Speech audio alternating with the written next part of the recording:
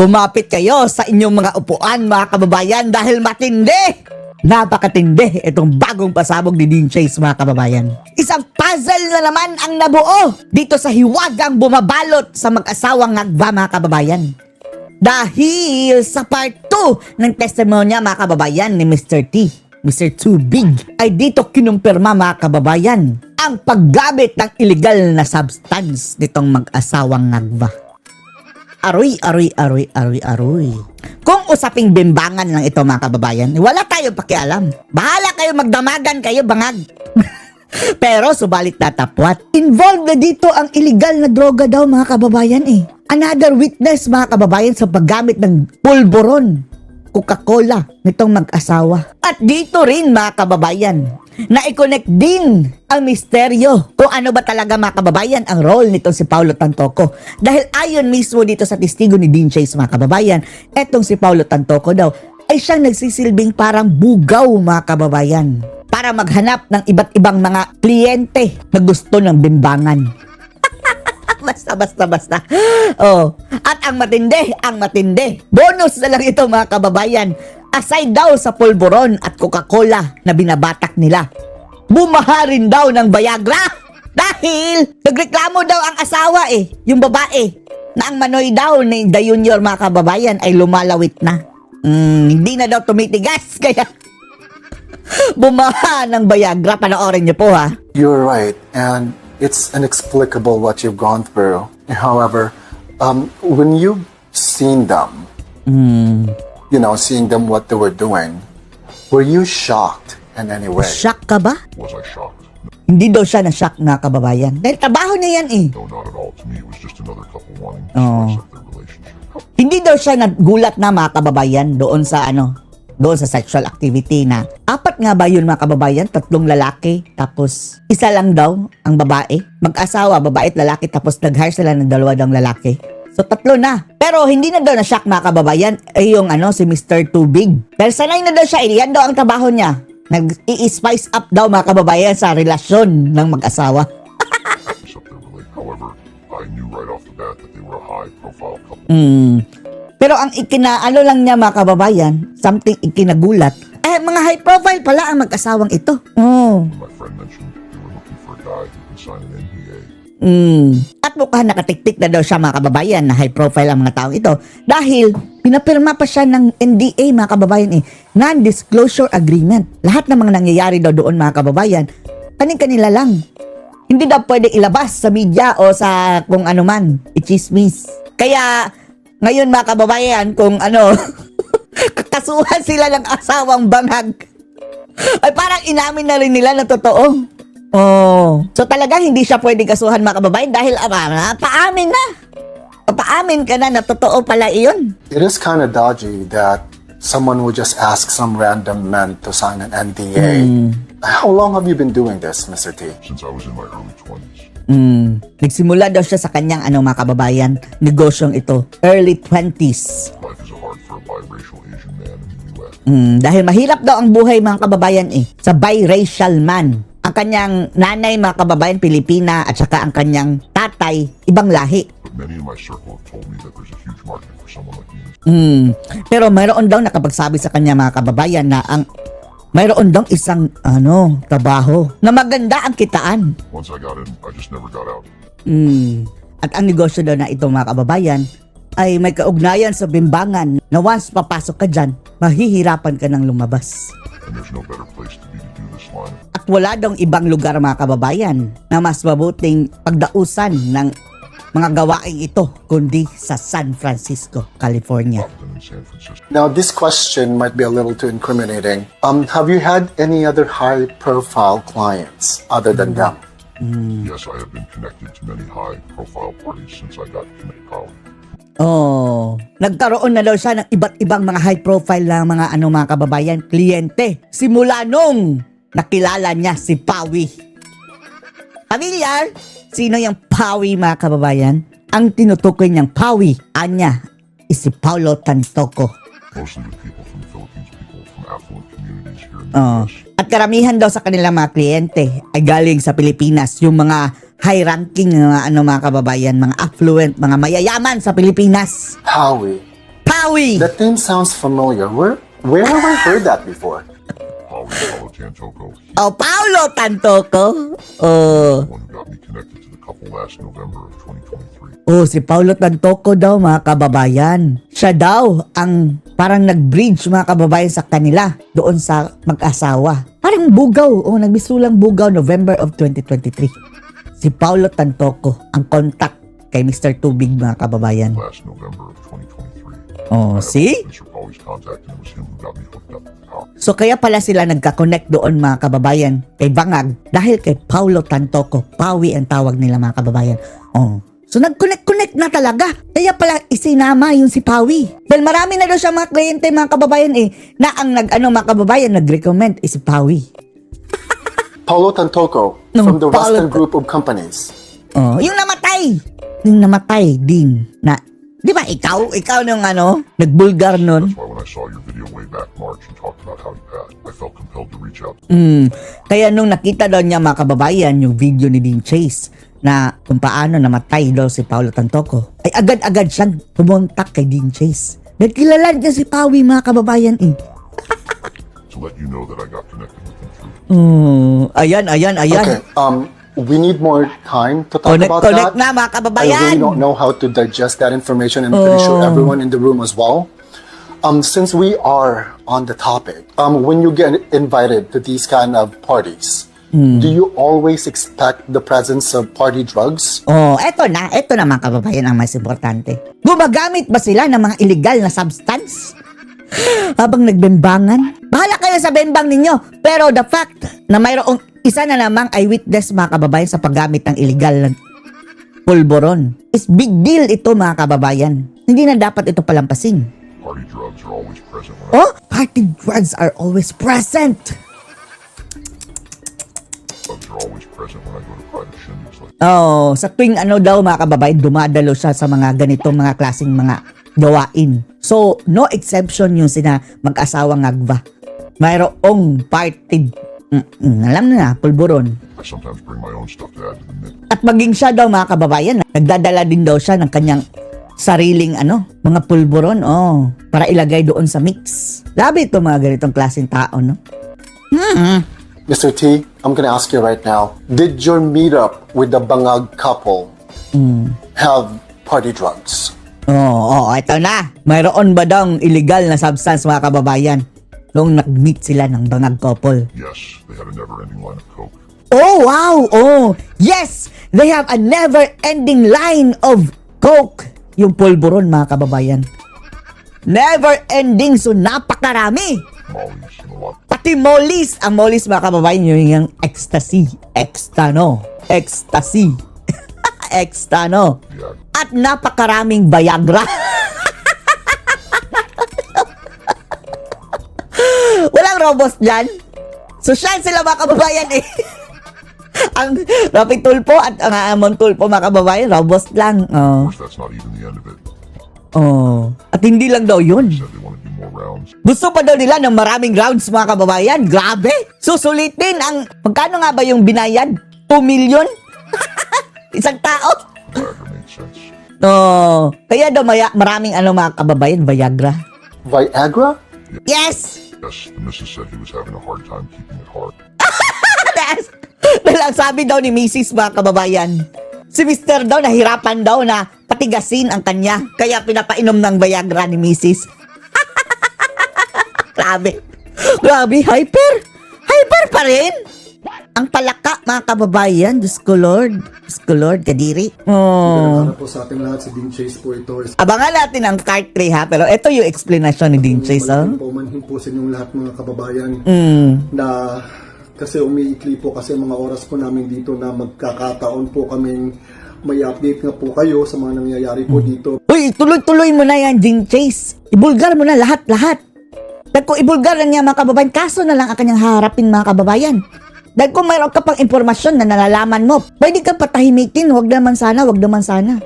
Dahil ayaw nilang mabuking, mga kababayan. Samantalang kung ibulgar mo na ang iyong nalalaman, kaso na lang. Madali mong lusutan. Hindi ka na masisilensyo. Pero yun na nga po, sa mga nakaraang araw, sinisigurado lang po talaga namin ang aming seguridad. Kaya ito na nga po, ito na po yung part 2 po namin. Ang sabi mga kababayan na sa kanyang building na tinutuluyan mga kababayan, parang mayroon daw na mistaken identity na ginurgur mga kababayan. Kalbo din daw. Tapos Asian din daw. Ka-feature niya mga kababayan.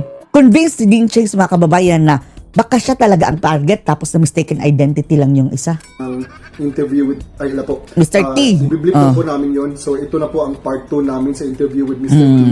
And let me just remind everyone na nangyari May part 3 ba? po nila with Mr. T around November of 2023. So talaga, swak na swak mga kababayan sa date na napunta doon sa Bangag. Now, chinek ko po talaga ang timeline para ma-validate po ang sinasabi po niya doon sa interview po namin. It all checks out. It was around that time po na may Festival of Light around November 20. And it was around the same time as well na pumunta po dito ang mga world leaders sa San Francisco. World leaders At para pumunta dito mag-bending. Si Bangag at si Lisa Tanas sa San Francisco for the APEC Summit. And yun na nga po, I hope na pag-usapan po natin ito kasi isa po itong malaking iskandalo po sa ating bansa. Oh, talaga? And kasi lang po naman talaga kung anong ginagawa nila, so, kung anong gusto nilang gawin behind closed doors. Pero ito na nga po. Yung bimbangan nila, wala tayong pake. Yung sabi na hindi na daw nagpanty. Wala tayong pake. Pero yung testimony mga kababayan na nakita niya na napakaraming mga pulburon. Another ebidensya na naman mga kababayan.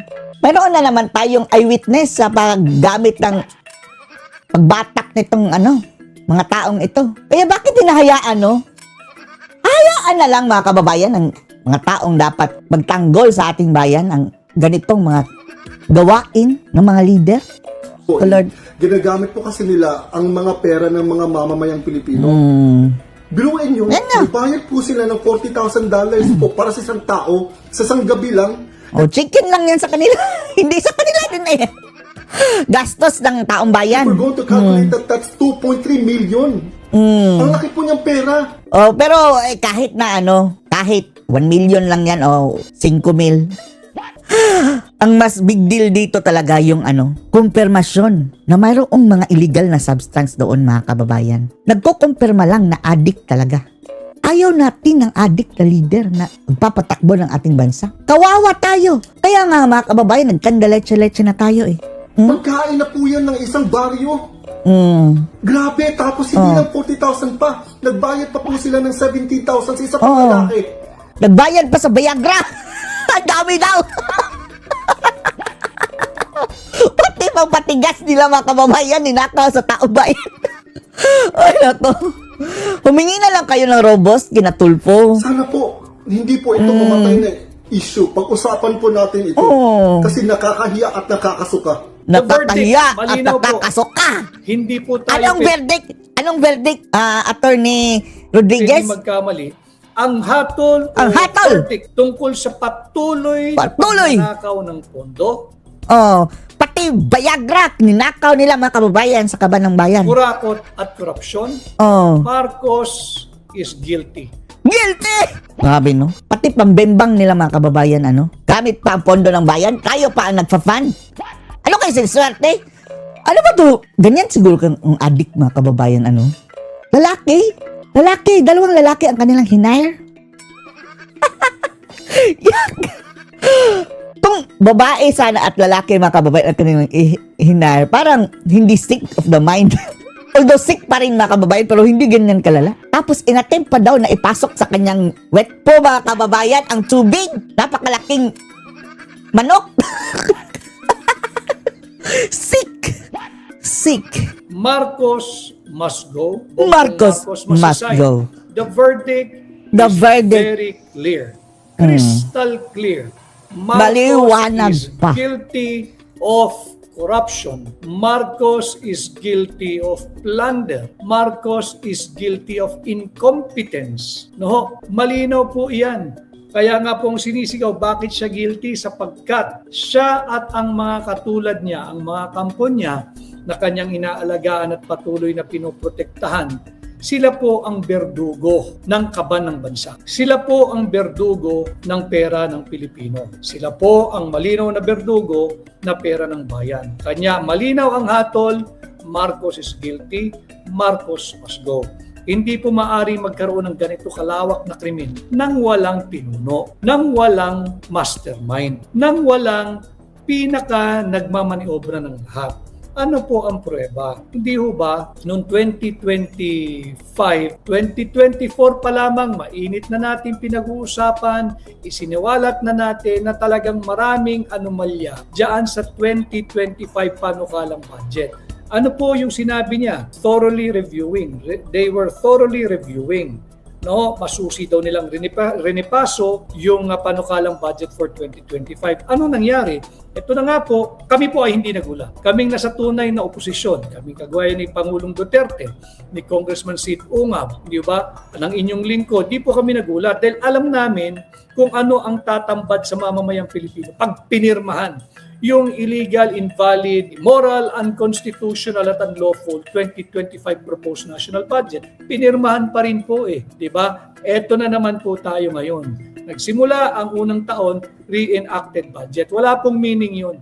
Ang bantayan po ninyo kung paano niya tatratuhin itong maanomalya at pork-laden. Siksik, liglig, hitik, umaapaw po ang pork barrel, soft pork kung tawagin. Pero baboy pa rin po iyon, taba pa rin po iyon. Yung 6.793 trillion pesos proposed budget for this year. Tingnan natin kung kanyang hinimay talaga, kung siya'y nag-aral talaga, and without, wala na pong kumpiyansa sa kanya ang mamamayang Pilipino. Yung sinasabi pong the proof of the pudding is in the eating, doon natin titingnan. Etong 6.973 trillion, nagsanib puwersa po yung mga tumalikod na rin sa mamamayang Pilipinong senador at kongresista. Inaprubahan itong maanomalyang 6.793 trillion national budget at ngayon ay isinumiti na sa Malacanang. Tingnan natin kung anong gagawin ng pambansang bangungot, kung kanyang pipirmahan ng buo o meron siyang bito-bituhan kagaya po nung nangyari nung 2025 budget o totoong veto. Dito natin babantayan.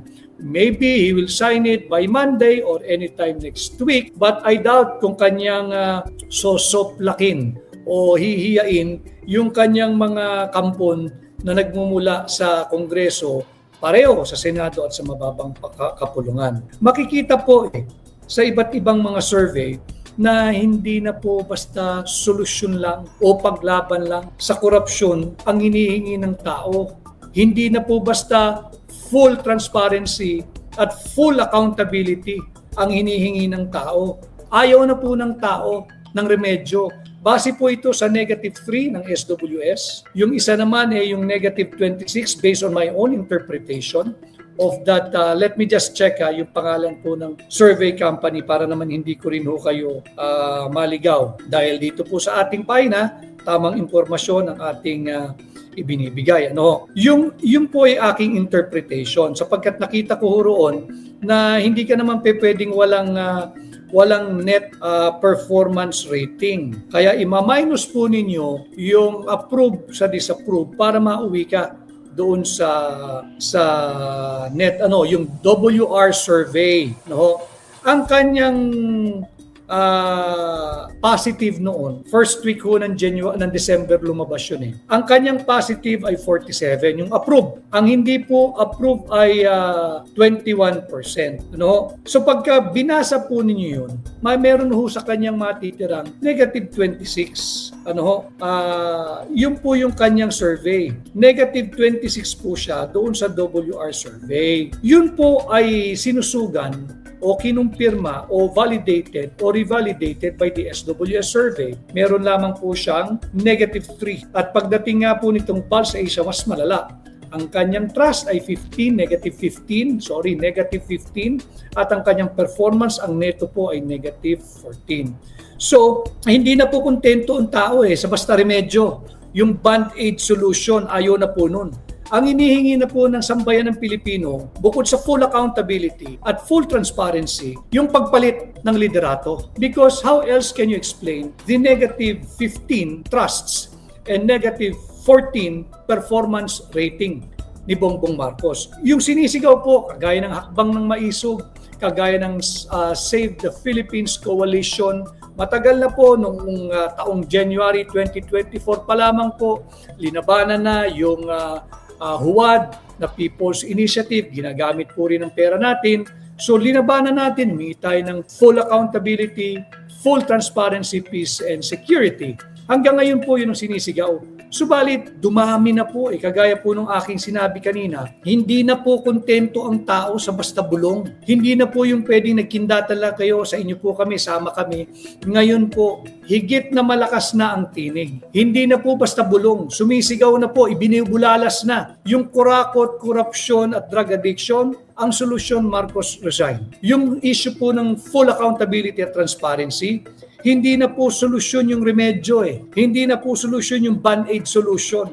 Hindi na po ubra yung budol at publicity stunt or gimmick. Yung propaganda ni BBM, hindi na po ubra Malinaw po Malinaw na po ang linyahan ngayon. Gumuhit na ang mamamayang Pilipino.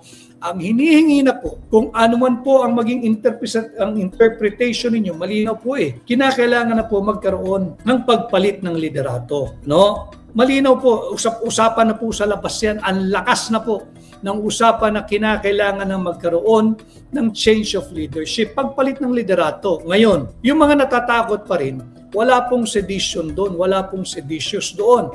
Ulitin ko at obligasyon ko because it's my advocacy and my commitment to you, to all of you. Nakakaking kayong gagabayan, nakaukit po yung ganyang remedyo sa ating saligang batas. Yung saligang batas pong yan, hindi po ordinaryong manipis na libro yan. Yan po ang fundamental law kung saan lahat ng batas ay dapat yumuko and must proceed in accordance with the Constitution. Malinaw po yun. Article 7, Section 8 po ng ating saligang batas. Kinikilala ang 4 na pamamaraan o uri kung paano magkaroon ng pagbabakante o vacancy in the office of the President. And let me repeat it again for the guidance and education of all those who just joined us today.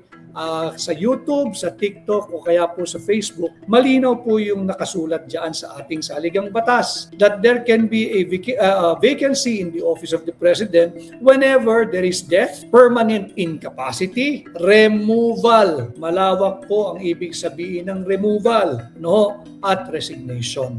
And the call of the people now, yung change in leadership, wala pong seditious doon, wala pong inciting to sedition doon. Sapagkat yun po ay ang mismong nakasulat at nakasaad sa ating saligang batas. And it can happen. There can be a constitutional regime change. Paano? Yun nga po yung 4, death, permanent incapacity, removal, at resignation. Maganap ang isa sa 4 na yan, magkakaroon po tayo ng constitutional regime change. And again, as I have advocated long time ago, even before I put up the social media page or channel, I never advocated for anything that goes outside the constitutional loop. I never advocated for anything that is outside or will go outside and beyond the constitutional orbit. Kaya dapat kaya po natin minarapat na samahan kayo ngayong pangalawang araw ng bagong taon, unang pananghalian po nating magkakasama sa unang araw ng trabaho upang gabayan kayo sa mga issues that will be confronting us still this 2026. At yung sentimiento o mood po ng mga Pilipino ngayon, ang kinaharap po ni Bongbong Marcos ng pambansang bangungot, yung tinatawag po nating inability to govern. Mahirap po magpalakad ng pamahalaan kung negative 15 ang iyong rating net sa tiwala ng mamamayang Pilipino. Yung kumpiyansa, mahirap po mamuno kung ang tingin nila sa iyo negative 14 net % ang iyong performance rating. Ibig sabihin, incompetent ka. Ibig sabihin, hindi ka marunong maging pangulo. Ibig sabihin, sadsad ang foreign direct investment, sadsad ang kumpiyansa ng lokal at mga banyagang mamumuhunan, sadsad po pa rin ang halaga ng piso kontra dolyar. Hindi ho ba kayo nagugulat? January 2 na ho, bukas ang mga bangko, masama pa rin ang palitan ng dolyar kontra piso. nag-59 pa rin ho. Ito po ay sa kabila ng bumulusok na yung inward remittance ng ating mga pinakamamahal na overseas Filipino workers at Filipino migrants. Kahit po nagpahatid na kayo ng inyong tulong at ipon para sa inyong mga mahal sa buhay dito, ng inyong dollar remittance, bagsak pa rin po yung halaga ng piso. Bakit? Wala pong sigla at matamlay na matamlay ang ating ekonomiya. Ngayon, speaking of ekonomiya, yung malalim na sugat sa ating ekonomiya, yung nabanggit ko, bagsak yung piso, bagsak po yung foreign direct investment, bagsak po yung investors' trust and confidence in doing business or investing their business here in the Philippines. Bagsak po yung ating turismo. Napag-usapan po natin ng isang araw. Bakit? Imbis na i-promote mo ang more than 7,100 islands, magagandang isla, magagandang bakasyonan, ang pinopromote po yung pagmumuka ng kalihim ng Department of Tourism. May value added ba kung i-promote mo ang iyong sarili at pagmumuka sa supposedly international exposition na dapat sana ang minamarket mo yung ating positioning sa global tourism? Wala pong value added eh. People outside of the country hardly know kung sino yung ating mga kalihim. Normal po iyon. Bakit? May sarili po silang mga opisyal ng pamahalaan eh. At kung anong bansa man po sila, certainly, absolutely, and with conviction, they are more knowledgeable, they're more familiar with the faces and the names of their own government official. Yung mga expo na magaganap sa ibang bansa, hindi po kailangan mukha ng mga kalihim ng iba't ibang departamentong minamarket dyan. Ang dapat nating i-market, yung mga kulay bughaw na ating tubig dagat, yung magaganda nating tanawin, yung mga nakangiti, sinserong ngiti, nasasalubong sa mga dayuhan ng mga Pilipino, yung ating competitive edge or advantage. Yung ating mga kabataan, hindi po yung muka ng kalihim ng kahit na sinong departamento, lalo na ng Department of Tourism. Hindi po nakakatulong. Hindi lang po underperforming eh. Itong DOT, non-performing po eh. Bakit hindi palitan ni Bongbong Marcos? Sapagkat incompetent nga ho. Ang prueba, yung hatol, the verdict, BBM must go. Itong malalim na sugat sa ating ekonomiya, ay nagdulot ng pagkalusaw. Nag-evaporate na po eh kung ano man tiwala at kumpiyansa sa administrasyon. At paggalaw, nagkaroon po ng tectonic shift doon sa preference kung sino ang dapat nang mamuno ng ating bansa. Patungo na po sa tanggapan ng pangalawang Pangulo. Nandoon na po ang direksyon, nagkaroon na po ng shift in the eyes of the many people, majority of the Filipino people. Nagkaroon na po ng paggalaw doon sa issue ng tiwala at kumpiyansa. Napapunta na po kay Vice President Inday. And by the way, si Vice President Inday ho, for the information of everybody, and if I may refresh your mind, ito po ay reservist in the Armed Forces of the Philippines. Siya po ay may ranggong colonel. Coronel po ito at ang kanyang branch of service ay ang Army. So may kakayahan po itong mamuno. Ano ho? Sa dami ng basurang ipinato sa kanya, tingnan ninyo, lalong luminaw sa mata ng tao na pawang paninira lamang ang mga inisyo nung mga kagaya nung praile, nung pari, si Padre Flavi. Kung ano-ano, kulang nila, binasbasan pa yata yung complaint affidavit nila as if magiging legal yung mga illegal na salaysay nila doon sa kanyang complaint affidavit. No? Nagsalita ho ang tao eh. Ang hatol, Marcos must go. And together with his minions. Yung kanyang mga kampon, dapat na po silang umalis. Kaawa-awa po ang ating bansa kung patuloy silang mamamayagpag at gagahasain araw-araw ang kaban ng bansa. At sana yung mga pati po ang mapapansin ninyo eh. Sabi ko nga ho, yung dating bulong, yung dating tahimik, yung dating mahina yung tinig na dapat umalis na si Bongbong, dapat mag-resign na si Marcos, dapat mamuno na si Vice Presidente Inday Sara, dapat magkaroon na ng impeachment. Ang lakas-lakas na po ng tinig. hindi na po pwedeng baliwalain. In fact, kagaya lang po na nabanggit ko kanina, yung pare na ipokrito, pati po yung mga paring ipokrito, mangilan-ngilan lang naman po iyan. Yung mga ipokrito at hunyango at na obispo, pare, at leader ng kasimbahang Katoliko, lantara na rin pong kinokondina ng mga miyembro ng Catholic Church, ng mga Roman Catholics. Pati po yung mga laiko. Madami na pong nagsasalita Pati po yung mga ilang ipokritong at mapagpanggap na obispo, na pari, leader simbahan, ng simbahang Katoliko, na batikos na po, ilantara na, open na po yung paghamon, yung challenge, yung pagbatikos, yung pagpuna, dahil nga po sa kanilang scheming and manipulative methods. Hinuhulma po nila yung miyembro ng kanilang simbahan na maniwala sa kanilang sariling kasinungalingan.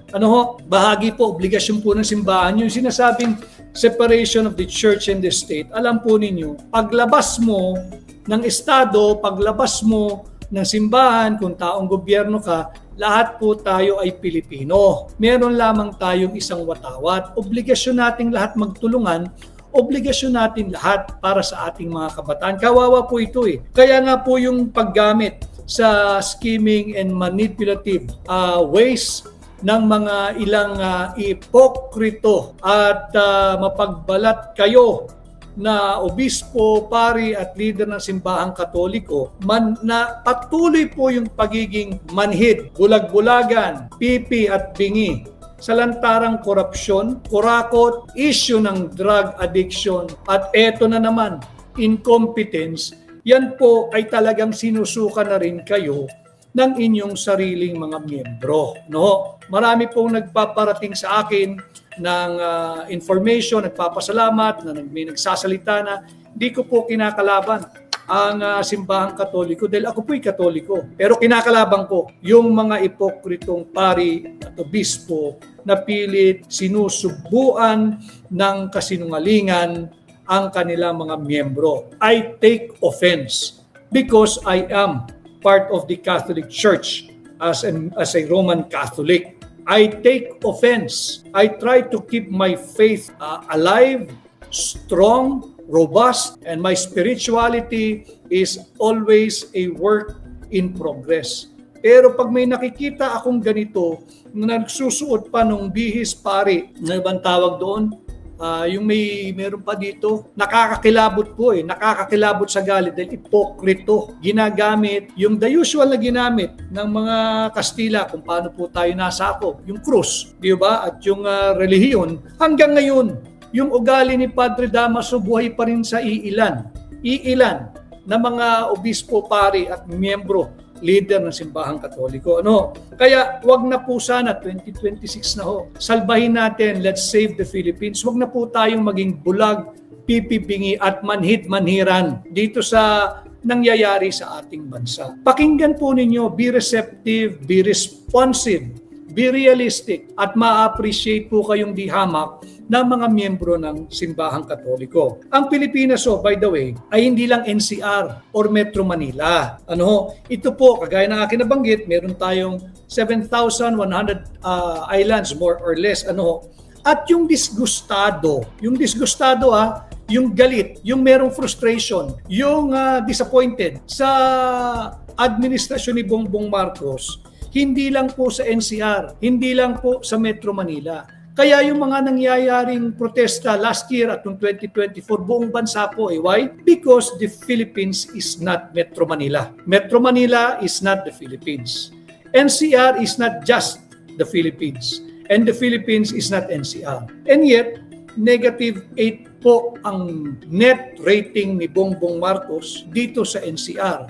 Mas malaking dihamak pagdating po sa Luzon, sa Visayas at Mindanao. So dito makikita natin yung sentimiento, yung hatol na Marcos must go all over the Philippines, all over the country na po ito. Kaya yung pananakot at pagsupil doon sa ating karapatan na nakasulat, nakaukit at may garantiya sa ating saligang batas, diyan sa Bill of Rights, Article 3, yung karapatan po natin na malayang makapagpahayag ng ating galit, di pagsang-ayon at saloobin laban sa pang-aabuso, kurakot, korupsyon at paglabag sa karapatang pantao ng Marcos Jr. administration, hindi po ito natin dapat isuko. Ano po yung pinakamalaking paglabag sa karapatang pantaong nasaksihan ng mga Pilipino sa loob at labas ng bansa? Yung pangingidnap kay Tatay Digong. Yung pangingidnap sa kapwa natin Pilipino kay Tatay Digong. Yung pangingidnap sa dati nating Pangulo na higit na mahal ng mamamayang Pilipino kung ikukumpara mo sa negative 15 trust at negative 14 net rating sa performance ng kasalukuyang nangungupahan diyan sa Malacanang si Bongbong Marcos. Kinidnap po ng sarili niyang gobyerno, ipinagkanulo at ibinigay sa kamay na naglalaway na banyaga. Hanggang ngayon, nandiyan pa rin mag-isa, malungkot, walang kasalanan, walang kaso, walang ebidensya laban kay Tatay Digong. Kaya yung pananakot at pagsupil po sa kalayaan at karapatan ng bawat Pilipino na magpahayag at malayang magtipon-tipon, huwag po natin itong isusuko. Kagaya po ng nasabi ko kanina, hindi na po kontento na marinig lamang ang ating saloobin. Ang sinisigaw po ng mga mamamayang Pilipino ngayon, magkaroon na ng pagpalit ng liderato, either through removal or resignation ni Bongbong Marcos. And again, there is nothing seditious, walang inciting, pagkat ito po ay lahat nakapaloob sa ating saligang batas. Malinaw po dyan sa preamble pa lang. We, sino po yung we? The sovereign Filipino people. Imposible naman tsamba ng pagkakamali lang yun. Di ba? At tinatawag pa nga natin ang Panginoon, imploring the aid of Almighty God to build a just and humane society. Hindi po just, wala na pong hustisya, wala rin pong humanity. Case in point, yung pangingidnap ng sarili niyang gobyerno kay Tatay Digong, nasaan ang pagiging just doon? Ano yung humane society? 80 years old, walang kasanalan, walang kaso, gumagana po lahat ng korte natin. Bakit mo ipapadala sa ICI? Pero yun nga slow burn na may tuturing, pero yan na po, nagbigay na ng hatol kayo, sambayan ng Pilipino.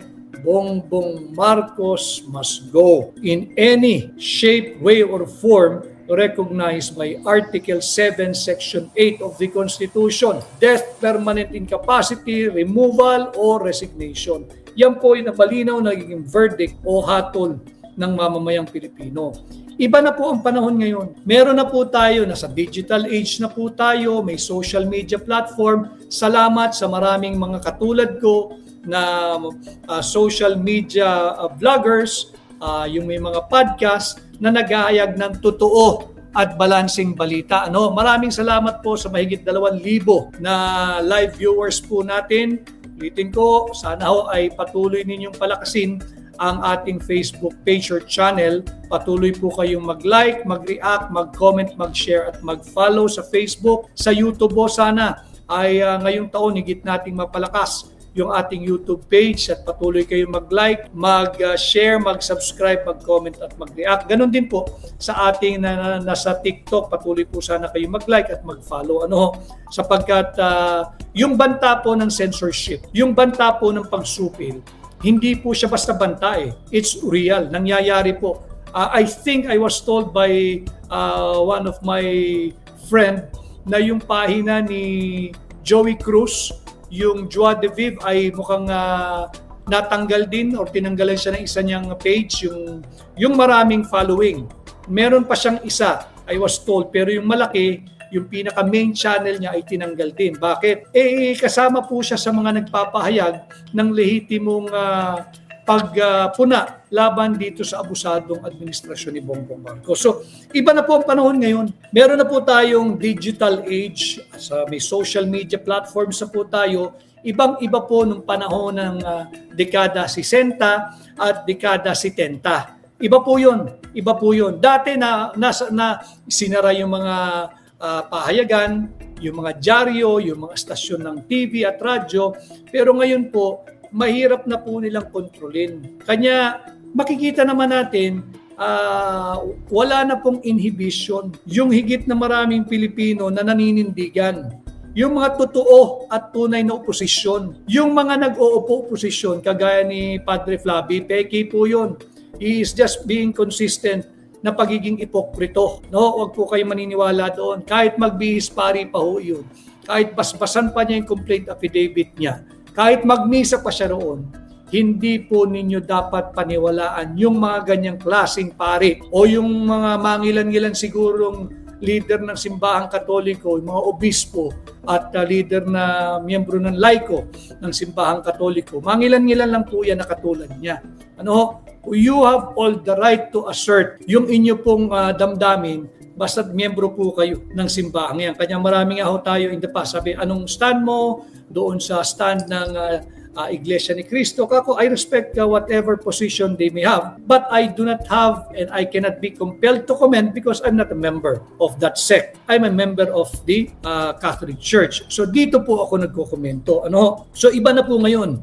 Pati po, kung mapapansin ninyo, yung ating mga senior citizens, lagi ko pong kagaya po ng ating kaibigan si Joe Saldariaga. Si Joe Saldariaga, ang kanya pong pangunahing advocacy ay yung senior citizens rights and welfare. Dahil nga po si Joe, batang-bata tingnan, pero yan po ang pinakabatang itsurang senior citizen. Pero kasi po yung senior citizens natin, we should not look at them as a burden. I know you don't. And we must not. Dahil yung mga magulang natin, ako po'y wala ng magulang, yung aking binan, yan po ang aking nanay, yung mga lolo, lola, yung mga ating mga elderly, hindi po sila dapat tingnan na pasanin, bagahe, o pabigat sa ating pamilya, sa araw-araw na buhay o sa lipunan. Because remember, nung kanilang kabataan, they work hard. They've contributed in nation building. How? Through the payment of taxes. Yung mga retired na members of the military and uniformed personnel, they may have retired from service recently or long time ago, but it doesn't mean wala na silang boses. Yung mga miyembro ng military and uniformed personnel, iba rin po ang social contract niyan.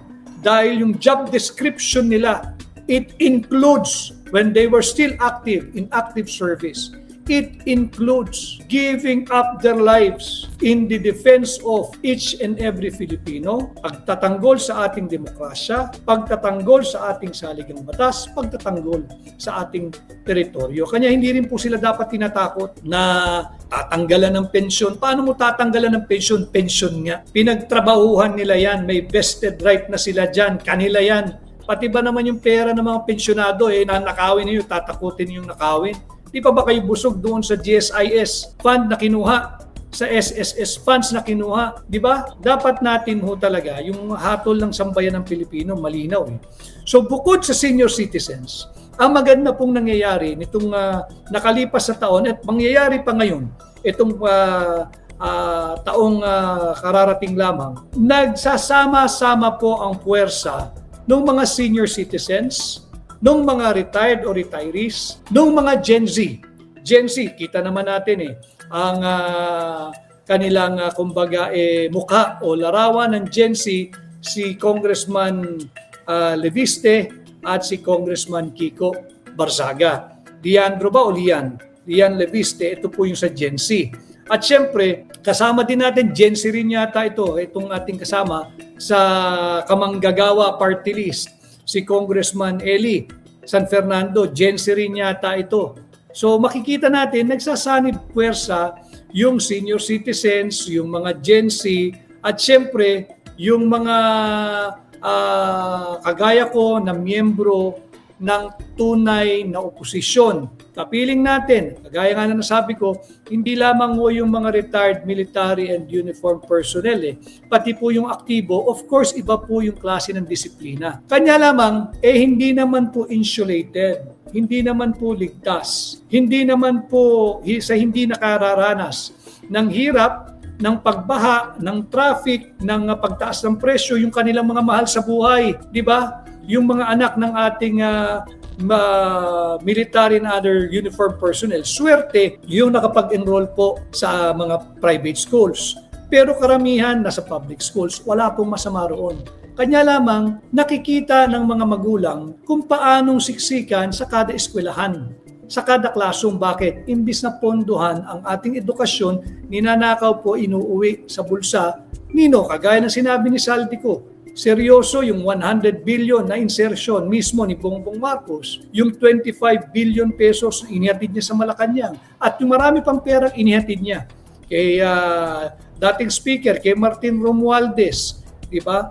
Yung ICI, wala na rin yun. So marami na po tayong kasamang nangangalampag, mga negosyante, maingay na rin po. Yung mga guro, yung mga doktor, yung mga healthcare professionals, sapagkat malapit sa kanila yung issue ng universal healthcare. Dinispal ko po yung 60 billion. Huwag din po tayong pabubudol. Bantayan natin anong gagawin dito ni Bongbong Marcos sa budget na kasalukuyang na sa kanyang tanggapan. Huwag ko kayong maniniwala na itong taong ito, yung mga sinasabi ng leader ng Kongreso, na ito raw pong taong 2026, pag pinirma ni Bongbong Marcos yung panukalang budget, makasaysayan daw po ito dahil si Sherwin Gatchalian, wag ko kayo maniniwala doon. Sinasabi nila na napakalaki raw po ng pondong ibinigay nila sa healthcare, sa PhilHealth specifically. Sinungaling po kayo. Bakit? Kinuha ninyo yung 60 billion noong 2024. Ziniro ninyo yung dapat sana'y 74 billion noong 2025. Add po ninyo yung 60 billion plus 74 billion. Ito po ay 134 billion. Ito po yung utang nila sa atin sa PhilHealth, 134 billion. Wala naman po silang linagak na 134 billion pesos ngayong taong kasalukuyan para sa 2026 budget. 134 billion. Wala pa po yung counterpart or corresponding amount na dapat idagdag pa rito sa taong 2026. Lagay nyo na lang ho na another 80 billion. Dapat po, mga kababayan, yung mga senior citizens, yung mga nakaasa sa PhilHealth, marami po tayo nakaasa dyan, wag ho kayong magpapabudol. Yung sinasabi nilang higit na malaki, pinakamalaki sa kasaysayan ng Philippine budget, ang inilagak or ilalagak ngayong taon sa PhilHealth. Kasinungalingan po iyon. Kasinungalingan po iyon. You have to do the math. You have to help yourself habang tinutulungan ko kayong ipaliwanag itong mga mahalagang usaping panlipunan. Ninakaw nila yung 60 billion ng 2024. Siniro budget ho nila mula sa 73 billion pesos, if I'm not mistaken, dapat sana ng 2025. Etong 2 taon, meron po silang atraso sa atin na ang halaga ay 134 billion pesos. Yan po yung base ha. Yan po yung base na dapat nilang isoli sa PhilHealth ngayong taon. Ngayon, wala pa po rito yung dapat na nakolekta from yung bunsod ng mga special laws. Di ba? Yung sa Universal Healthcare Law, yung sa excise tax ng tobacco, at yung mga matatamis na inumin at alak. Dapat po iyan, 80% yan inilalagak sa healthcare o sa PhilHealth. Wala pa po dito yung share ng PAGCOR at PCSO na lagi na lang may tumatama, lintik na tama yan. Di ba? Sunod-sunod. Itong PCSO at PAGCOR, meron po itong mandatory contribution sa PhilHealth funds. Hindi po nila binibigay. So, kung this 2026, lagay na lang po ninyo, meron po tayong more or less, basic, na lang po ito, rough estimate. Wala pong tamang basihan. Lagay mo na lang 80 billion. Kung 74 billion yung 2025, lagay mo na lang 80 billion ngayon. Dapat po, ang makikita nating funding para sa PhilHealth for this 2026 at the very least ay hindi bababa sa 200 billion pesos. Kaya itong chairman ng Senate Finance Committee na si Sherwin Gatchalian, nang bubudol din po yan. Bahagi po yan ng aparato ng pambubudol nitong incompetent, inept, corrupt at kurakot Marcos Jr. administration. Wag ho kayong pumayag. Health workers, the doctors, the health professionals, yung mga nakaasa dito sa PhilHealth natin, yung mga empleyado na binabawasan po tayo ng kaltas, mandatory, persahan kada kinsenas katapusan, dapat po hindi bababa sa 200 billion pesos ang budget na ilalagak nila ngayon dyan sa PhilHealth. Bantayan natin habang masusing pinag-aaralan na naman ng Malacanang, sabi ni Ralph Recto na may kaso rin sa ombudsman dahil nga sa plunder ng pagnakaw ng 60 billion, tingnan natin, wag ho tayong pabubudol. There is nothing special in this proposed 2026 budget. In-expose din po iyan ni Congressman Sid Ungab. Diba? Yung sinabi niya, yung tinadtad ng soft pork, itinago, pumipreno po sila naghinay-hinay sila, naging marahan sila dito sa flood control funds kasi nga po sumingaw yung anomalya So tinago nila dito sa MAIF, yung ang tawag doon MAIF, hindi na po MAIF nadagdagan pa ng letra Asan yung aking notes dyan? Yung MAIFIP, M-A-I-F-I-P, MAIFIP. Di ba, grabe yung laki ng AX, grabe yung laki ng tupad. Yung ayuda, ito po yung tinatawag na soft pork. Marami po dyan ang tinanggal para doon sa talaga namang magiging developmental sana na mga proyekto, yung mga foreign assisted projects. Kagaya po nung yung pondo po sa DPWH, kinaltas din po nung dumaan sa BICAM. Itong BICAM, walang hiya po talaga ito, yung BICAM. Pati po yung Metro Manila Subway, yung mga commuters araw-araw, imbis na madaliin yung completion ng Metro Manila Subway, binawasan po para alam ninyo, haba pa po yung ating kalbaryo at pasakit sa pagpila, sa napakahabang pila. Any time of the day, pagpasok hanggang pag-uwi, pila. Diyan po sa MRT, sa LRT, sa bus. At higit po tataas ang pila dyan. Ngayon tayo ang host ng ASEAN. Maganda po yung ASEAN Meet Subalit, gagamitin na naman po nila yung bus lane. Priority, kailangan tayo magpakita ng tao Kailangan tayo magpasikat. Normal naman yun, pag may bisita, pakikita mo yung bests mo. Pero at the expense again of the ordinary taxpayers, the ordinary Filipino, the ordinary workers. Samantala, ang laki po nung binawas nila Yung sa Metro Manila Subway Project, pati po yung North-South Commuter Railway. Ito po yung inilabas ni Congressman Sid Ungab last week. Mula po sa 76 billion na dapat funding, NEP level, naging 28.8 billion na lamang. Hindi po matatapos ito. At pag dumating po yung panahon na natapos o nakumpleto na yung subway, ito po yung masaklap na katotohanan. Yung dapat sanang carrying capacity niya, obsolete na ho.